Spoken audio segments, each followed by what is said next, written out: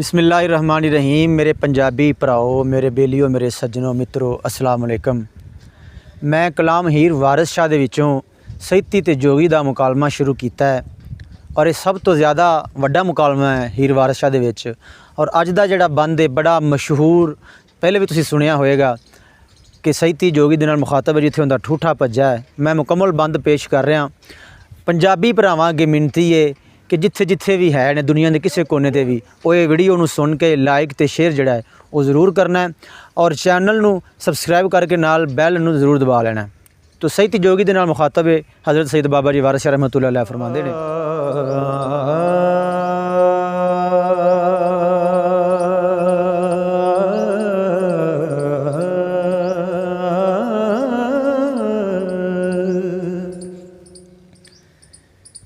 गया फज तकदीर दे नाल ठूठा,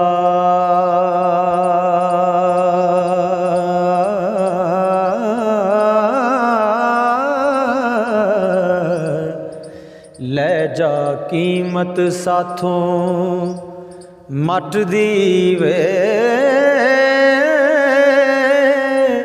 तकदीर अल्लाह दी नू कौन मोड़े हो,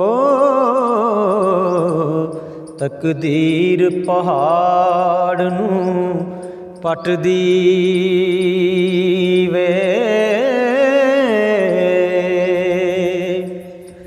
आदम हवा नू कड बहेश्त विचों, तकदीर ज़मीन ते सठ दीवे, सुलेमान चौके पठ मछियां दे,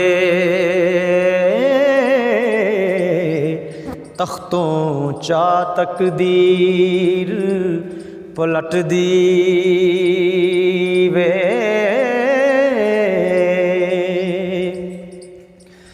मूसा लंघिया पार फिरौन उत्ते,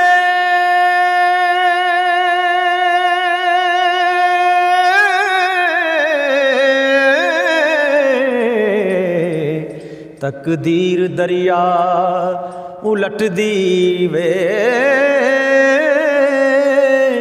यूसुफ जिया पैगंबर ज़ादियां नू, तकदीर खुए विच सठ दीवे।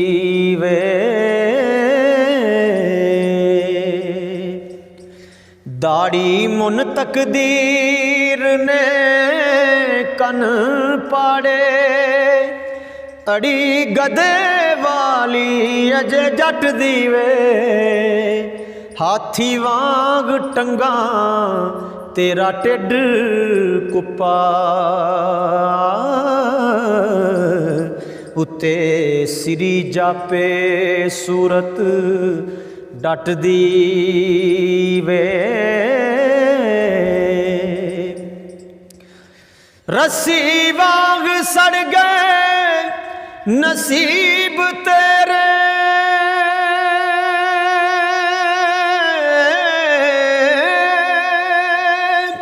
सूरत रही ओवें तेरे वट दीवे, जोगी सोई जो खाक दर खाक होवे, अजे रीज तेनू छपर खट दीवे।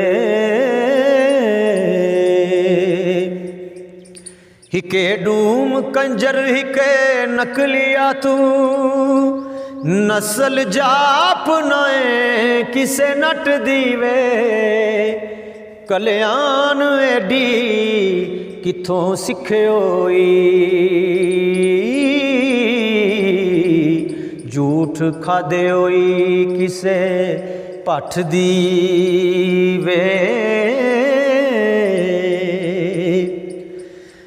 गद्दों जाप नाए नहीं आदमी तू,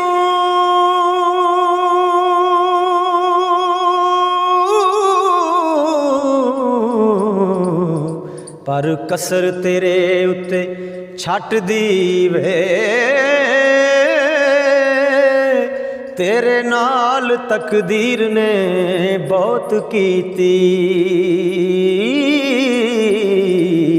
आकड़ नहीं चूड़े वाली घटदी वे अच्छे तीर तलवार दे जख्म हुंदे मरम नहीं जबान दे फटदी वे जेड़ा खूह कड्डे डिग मरे कोई तकदीर उंदा खाता खटदी वे पंछी मिर्ग फाई विच आन फाथे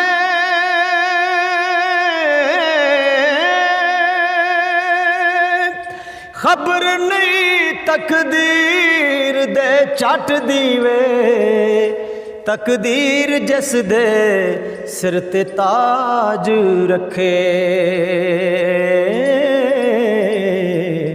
कदमे उस दे प्रथमी चट दीवे